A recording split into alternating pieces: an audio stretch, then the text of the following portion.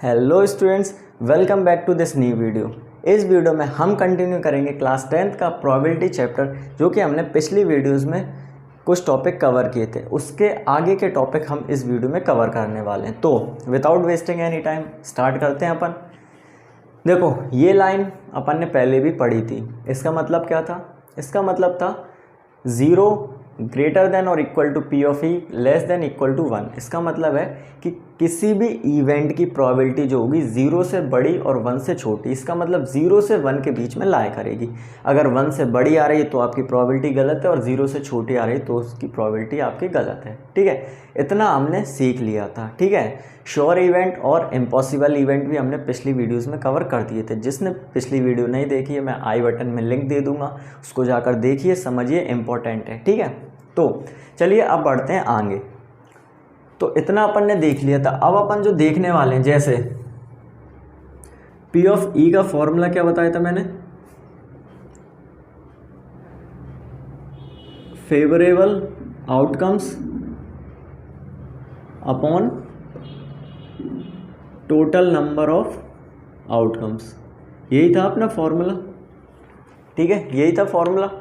अब इसके बाद अपन ने देखा था कि P of E equal to, sorry, P of E तो अपन ने ये लिख दिया मैंने फॉर्मूला। अब अपन ने देखा था प्रोबेबिलिटी का।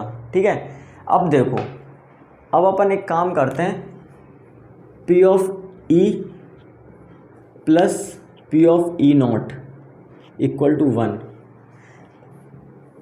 ये एक फॉर्मूला है जो कि बहुत ही इम्पोर्टेंट है।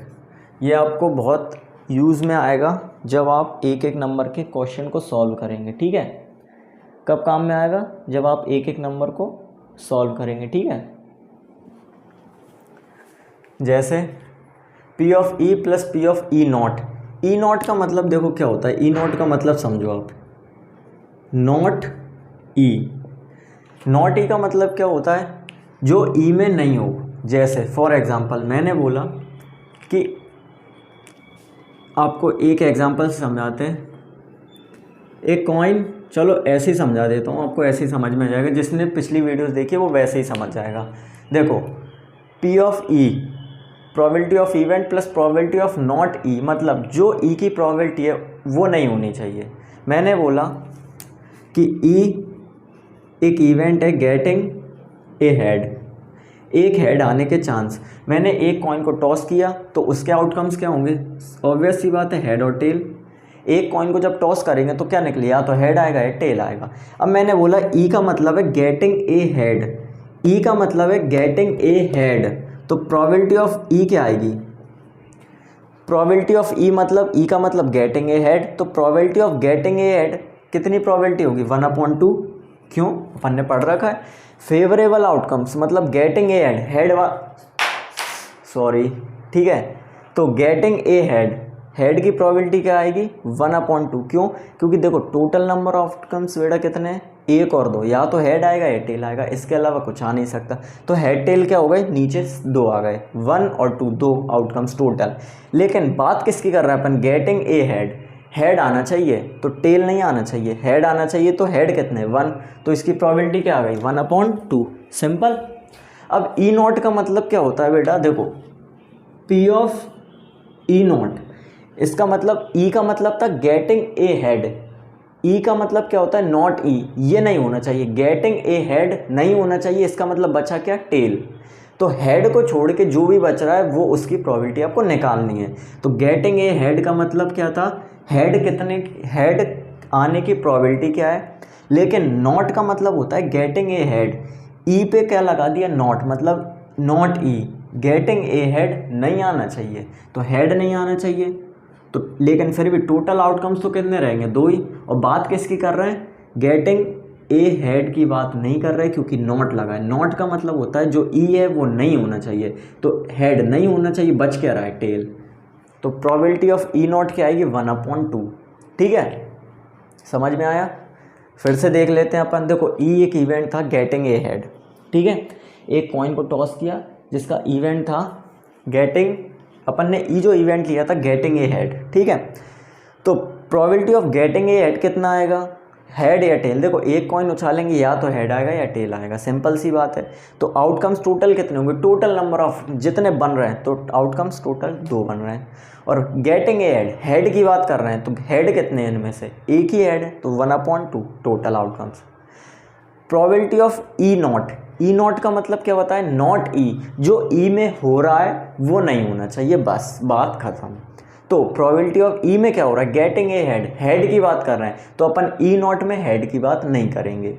तो probability of getting not head, तो हेड नहीं आना चाहिए, टेल आ सकता है, टेल आ सकता है। मान लो अगर डाइस की बात करते अपन 1 की बात करते और नॉट में तो 2 3 4 बचते, वो अपन केस आगे देखेंगे, लेकिन इसमें 2 ही आउटकम्स हैं, हेड की बात कर रहे हैं तो नॉट में हेड की बात नहीं करेंगे, तो टेल बचा, तो 1/2 इसकी भी प्रोबेबिलिटी आएगी। मान लो आपको ऐसा नहीं समझ में आ रहा है तो आप ऐसा कर सकते हैं, probability of E plus probability of E not की कितनी वैल्यू होती है, 1। स्क्रीनशॉट लेना चाहे तो ले सकते हैं, मैं इसको रब कर रहा हूँ आपको समझाने के लिए। एक और मेथड, अपन ने पी ऑफ ई देखा था, पी ऑफ ई की वैल्यू क्या आ रही थी, 1/2 हेड की। मान लो ई नॉट आपको नहीं पता, तो ये फॉर्मूला तो पता है ना, तो P of E plus P of E not equal to क्या होता है, 1। तो पी ऑफ ई की वैल्यू क्या है, 1/2 plus P of E not की वैल्यू अपन को निकालनी है, अपन ने डायरेक्ट नहीं निकाली, अपन फॉर्मूले से निकालते हैं। तो ई 1 माइनस 1/2, तो पी ऑफ ई नॉट क्या आएगा, ऑब्वियस सी बात है 1/2। और इसके पहले हमने देखा था कि जो वैल्यू थी पी ऑफ ई नॉट की भी, जो हमने उसके थ्रू निकाली थी अपने मन से आउटकम्स गिन के, तो वो भी क्या आई थी, 1/2 आई थी, ठीक है। तो पी ऑफ ई नॉट भी क्या आएगा, 1/2। इधर आप इस फॉर्मूले से निकाल सकते हैं, और अगर डायरेक्ट है तो आप डायरेक्ट निकाल सकते हैं, ठीक है। तो अपन ने पढ़ लिया प्रोबेबिलिटी, उसका फॉर्मूला, और ये आज इस वीडियो में हमने इंपॉर्टेंट फार्मूला पढ़ा है, जिसके बेस पे आप बहुत सारे क्वेश्चन को सॉल्व कर सकते हैं। मान लो आपको पी ऑफ ई दिया है, पी ऑफ नॉट ई दिया है, जैसे फॉर एग्जांपल एक छोटा सा ही क्वेश्चन लेता हूँ मैं, जैसे लेट अस अज्यूम एक मैच चल रहा है, एक फुटबॉल मैच है, ठीक है। तो फुटबॉल मैच में the probability of winning of Barcelona, अगर मैं सही हूँ तो यही नाम है, ठीक है। बार्सिलोना एक टीम है जिसमें आई थिंक मेसी खेलता है, ठीक है। तो मैं बोलता हूँ कि बार्सिलोना की टीम की जीतने की प्रोबेबिलिटी है 3/4। अगेन सुनो ध्यान से, एक मैच है जिसमें बार्सिलोना और Portuguese, let us assume Barcelona और पोर्टुगीज 2 टीम्स हैं, कौन सी हैं, बार्सिलोना और पोर्टुगीज 2 टीम है। मैंने बोला बार्सिलोना के जीतने के चांस 3/4 हैं, विनिंग, तो इसके हारने के क्या होंगे, ठीक है, इसके लूज, LOS, ठीक है। तो अगर बार्सिलोना के जीतने के चांस हैं 3/4, तो उसके हारने के क्या होंगे। अब ये इंपॉर्टेंट बन जाता है ये फॉर्मूला, क्यों, कैसे, देखो ऐसे, मैंने बोला P of E plus P of E not क्या होता है, 1 होता है, ठीक है सर 1 होता है, मान लिया, मैंने मान लिया ई इवेंट है विनिंग, मैंने बोला इवेंट ई क्या है, विनिंग बार्सिलोना। तो प्रोबेबिलिटी ऑफ विनिंग बार्सिलोना का मतलब है 3/4, मतलब जीतने के चांस उनने दिए हैं 3/4, तो उसके हारने के चांस नॉट निकल जाएगा। क्यों, देखो मैंने इवेंट लिया है बार्सिलोना का जीतना, और नॉट ई का मतलब होता है बार्सिलोना का हारना। क्यों, इसका अपोजिट ही होता है। ई का मतलब क्या होता है, जो ई में हो रहा है वो ई नॉट में नहीं होगा, मतलब अगर ई में विनिंग हो रही है इसकी, तो ई नॉट में ऑब्वियस सी बात है ये हारेगा। तो पी ऑफ नॉट ई का मतलब 1 माइनस 3/4, तो अगर आप इसको सॉल्व करोगे 4 1 4 माइनस 3 मतलब 1/4। प्रोबेबिलिटी ऑफ नॉट ई मतलब वो हारने के चांस होंगे उसके 1/4। तो ये फॉर्मूला तब काम में आता है जब आपको किसी कंडीशन दी हो, तो आप सीधा फॉर्मूला अप्लाई करें और आंसर निकाल सकते हैं, ठीक है। आई होप आपको ये इतना कुछ समझ में आ गया होगा जितना मैंने बताया है, ठीक है। कोशिश करता हूँ मैं आपको हर एक चीज़ समझाने की, ठीक है। अब इसको मैं रब करता हूँ पूरे में। अब देखो, अब एक छोटा सा क्वेश्चन लेते हैं अपन। मैंने बोला question A bag consist of 3 green plus 4 red plus 5 black balls. ध्यान से सुन लो बेटा इधर। ए bag consist of 3 green 4 red 5 black balls. एक बैग है जिसमें 3 ग्रीन बॉल हैं, 4 रेड हैं, 5 ब्लैक है। तो फाइंड प्रोबेबिलिटी ऑफ गेटिंग पहली red ball, second green ball and last third one black ball. ठीक है, मैंने क्या बोला कि एक बैग है जिसमें आपको 3 कलर की बॉल दी गई हैं। क्या क्या? 3 ग्रीन है, 4 रेड है, 5 ब्लैक बॉल्स हैं। अब एक बॉल मैंने रैंडमली उठाई, ठीक है, कुछ भी मान लो, जैसे ये एक थैला रखा है मेरे पास, उसमें मिक्स हैं बॉल, 3 ग्रीन है, 4 रेड है, 5 ब्लैक हैं। ठीक है, अब मैंने आंख बंद करके एक बॉल उठाता हूँ। रैंडम का मतलब होता है सडनली, एकदम से बिना देखे, ऐसा नहीं छांट के, सडनली उठाते हैं। तो एक मैंने सडनली आंख बंद करके एक बॉल उठाई। अब ये बताओ उस बॉल की जो प्रोबेबिलिटी होगी, जो बॉल मैंने निकाली वो बॉल रेड होगी, ग्रीन होगी, ब्लैक होगी। तो रेड आने की प्रोबेबिलिटी क्या है, ग्रीन आने की प्रोबेबिलिटी क्या है और ब्लैक आने की प्रोबेबिलिटी क्या है। ठीक है, तो देखो मैंने पूछा रेड आने की प्रोबेबिलिटी, तो first one probability getting red ball मान लेते हैं event E1, green ball E2, E3। ये E1, E2, E3 इसलिए मान लेते हैं क्योंकि हमें इतना बड़ा लिखना नहीं पड़ता। P of E1 probability of E1 का मतलब है गेटिंग रेड बॉल। अब देखो तो फॉर्मूला क्या कहता है, फेवरेबल अपॉन टोटल। फेवरेबल मतलब अपन को E1 मतलब रेड बॉल, कौन सी चाहिए, रेड बॉल, और इसमें रेड बॉल कितनी है, 4 रेड बॉल हैं। क्योंकि अगर तुम आंख बंद करके बॉल निकालोगे, अगर वो रेड होगी तो वो रेड में से ही आएगी। ठीक है, तो रेड बॉल कितनी है, 4, तो फेवरेबल आउटकम्स होगा 4, क्योंकि 4 ही रेड हैं और रेड चाहिए।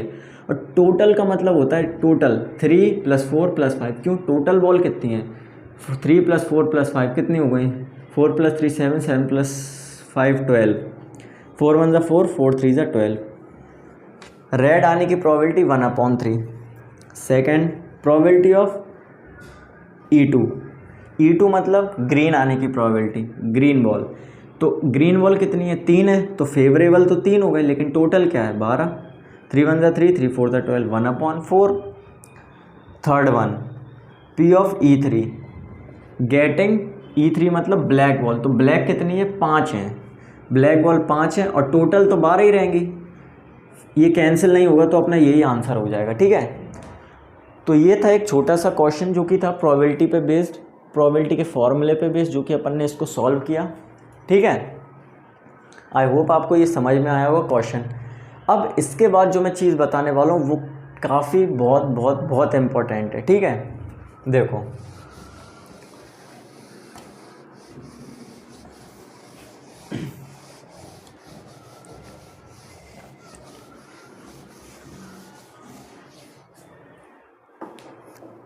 देखो मैंने लिया, ध्यान से देखना, अब 2 coins are tossed, 2 coins are tossed, 2 coin को टॉस किया है। फाइंड प्रोबेबिलिटी ऑफ गेटिंग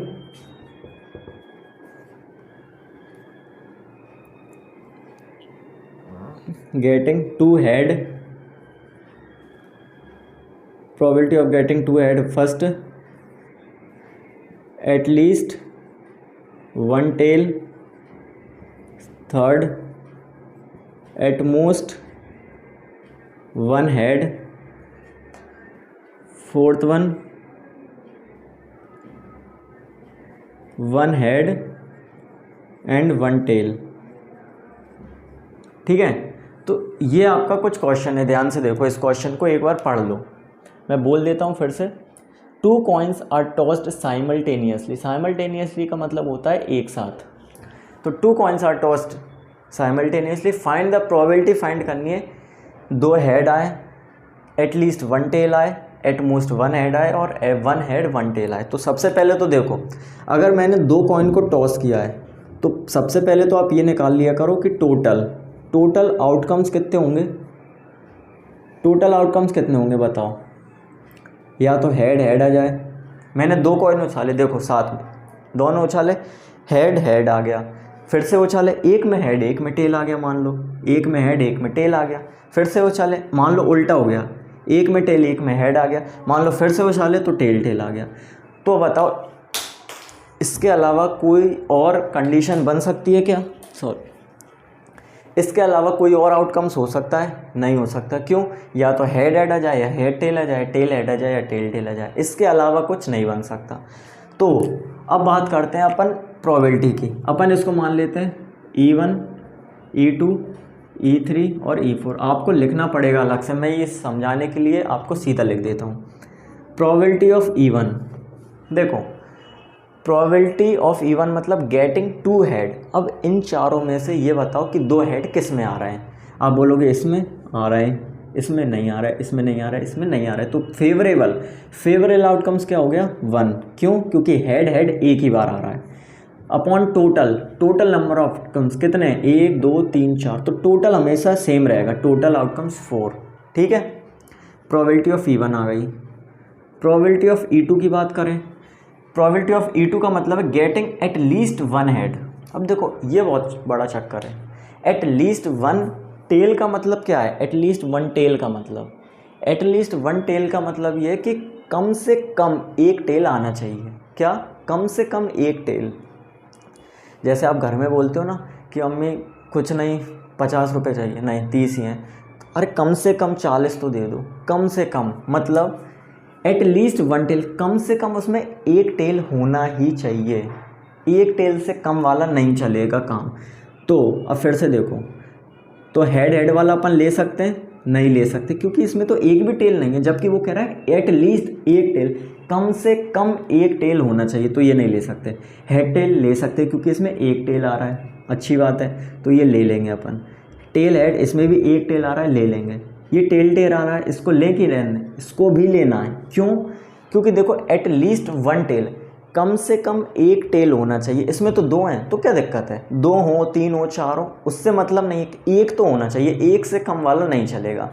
तो एट लीस्ट वन टेल मतलब एक टेल दो टेल, तो 1 2 3 फेवरेबल 3 हो गए और टोटल सेम रहेंगे 4। समझ में आया? समझ में आया होगा। P ऑफ E3 क्या है? Getting at most one head. अब देखो एट मोस्ट